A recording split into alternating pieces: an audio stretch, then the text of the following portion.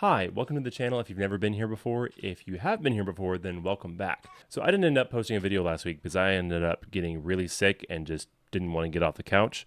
But that doesn't mean that I wasn't doing anything. And so I want to show you a little bit of the progress I've been making on my Lego D&D video game pack. Now, for those of you that are not familiar with what a video game asset pack is, basically indie game devs are able to go to different platforms like Unity or itch.io, and they're able to get assets to help them build their own video games. Things like 3D models or environments or sound effects, or in this case, music. So what I'm building is a package of pre-made video game music loops that are going to fit in the environment of some kind of medieval fantasy video game, but the inspiration is coming from the Lego CMF D&D series.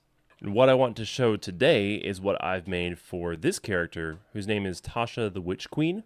This is going to be an environmental pack. So the idea is that if the Witch Queen had a village that you could visit within a video game, what kind of music would fit into that world? So I'm going to show you what I made and then break down how I made it.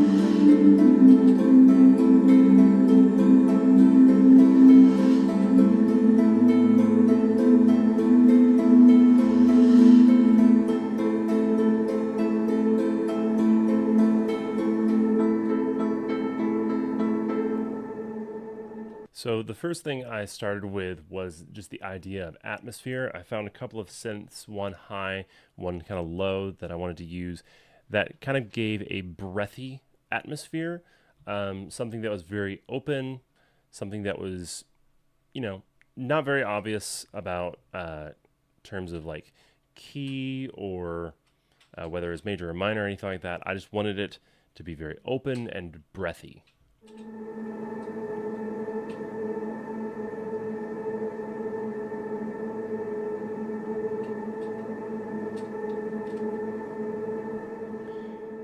I use the word breathy because as I was thinking about what it would sound like if the witches had a village, I would imagine that you would be worried that the witches were going to cast some kind of spell on you. And if witches were going to cast a spell, I personally don't think that the stereotypical D&D witch is going to have like this massive spell that they're going to shout at you. Like, witches are sneaky, So they're going to whisper it to you. They're going to kind of, as you're walking along, be whispering spells, and you're going to be wondering, like, is that aimed at me? Is that about me?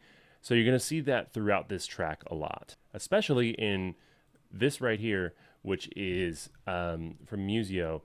It is literally just a choir of women whispering. Let me solo it so you can hear it.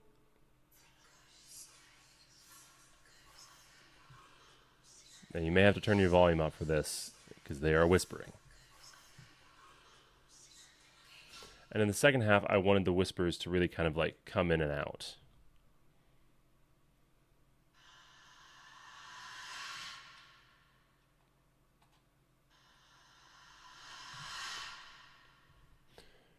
And so that's really something that I imagine is felt more than really heard. You should be able to hear it a little bit, but it just adds a little bit of extra.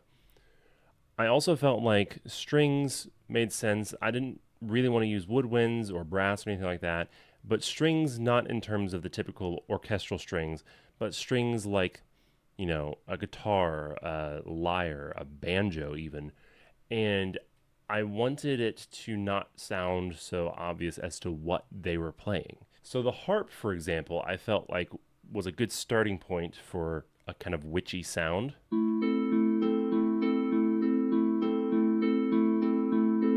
And as you can see, what it's playing is not complicated at all. It's just, really, it's just a few notes alternating. What is this? A, E. Really, all this is just an A minor chord that is alternating between an A. That's alternating between the A and the E, and then the C and the A.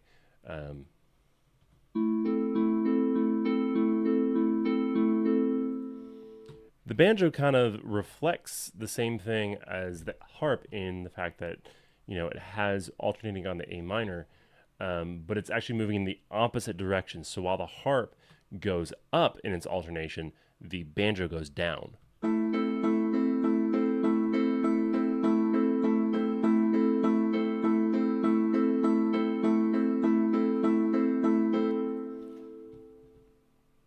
Where things get really tricky is when we introduce the lyre and the dulcimer. The banjo comes out, but when you get to the lyre, you are not met with something that is typical.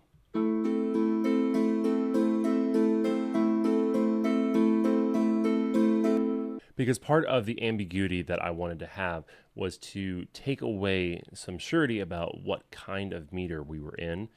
So typically music is in 4/4 time. That means there are 4 beats to every measure. That's why when you count a lot of songs, it counts 1, 2, 3, 4, 1, 2, 3, 4. Then there's also 3/4, which is common, where you would count 1, 2, 3, 1, 2, 3. And what you see happen here is with the harp, you should be counting 1, 2, 3, 4.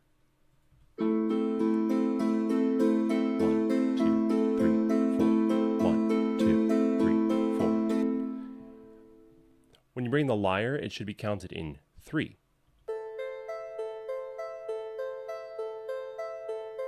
1, 2, 3, 1, 2, 3, 1, 2, 3.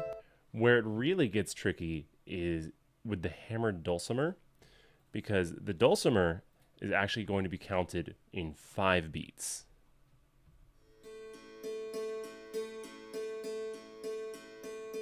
One, two, three, 4, 5. 1, 2, 3, 4, 5. 1, 2, 3, 4, 5. 1, 2, 3, 4, 5. 1, 2, 3, 4, 5. 1.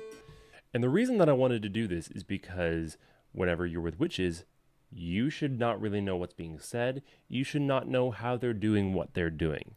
It should sound mystical and otherworldly. And so when you combine all of these different things into something that's counted in 4, in 3, and in 5, it's all going to sound good together, but it's not going to sound the same for a long... It's all going to sound good together, but it's never going to sound the same, and you're going to be a little thrown off.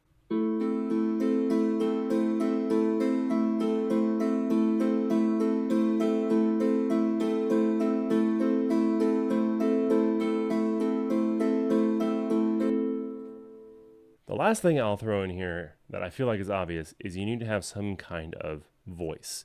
I felt like a female choir made a lot of sense, and we do get a little bit of sound design in there from an instrument that is just glass, but for the most part, the female voice is the main part of this song.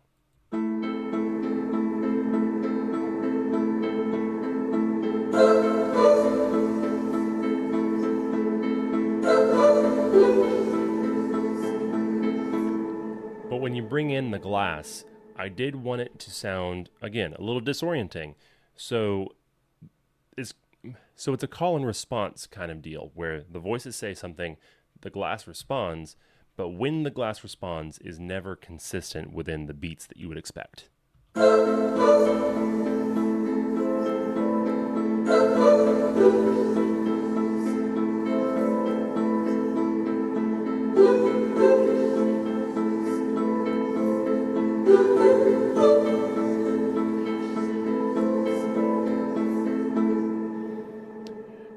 And then finally, when you get all of these voices here, they're just humming, which again, I feel like is a very witchy thing to do.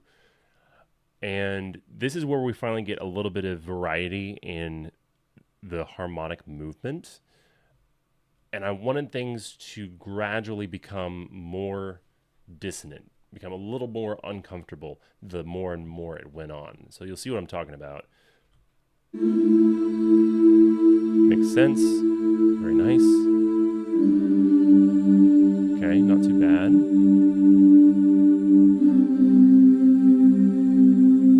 Rubbing together a little bit more, and then that. And we just repeat that idea.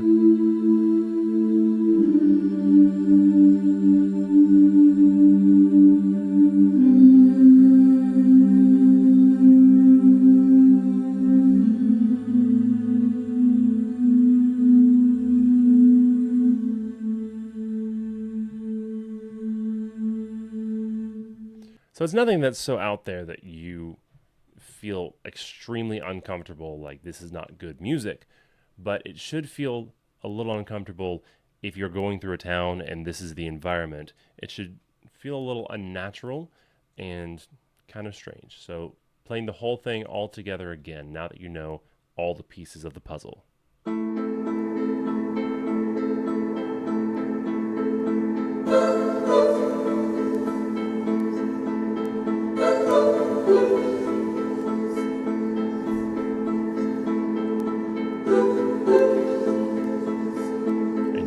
Whispers kind of in the background.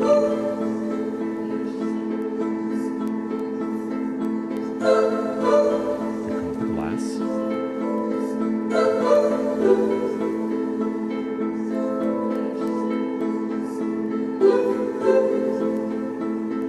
And if the glass was consistent, it'd be right here.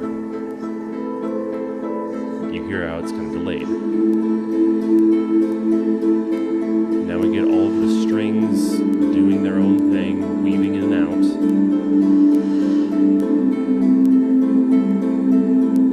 The whispers being very breathy.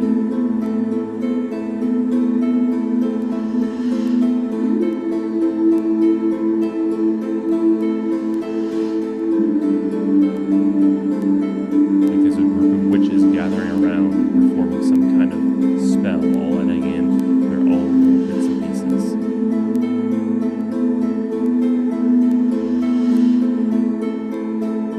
And up here is where we're going to loop back to the beginning.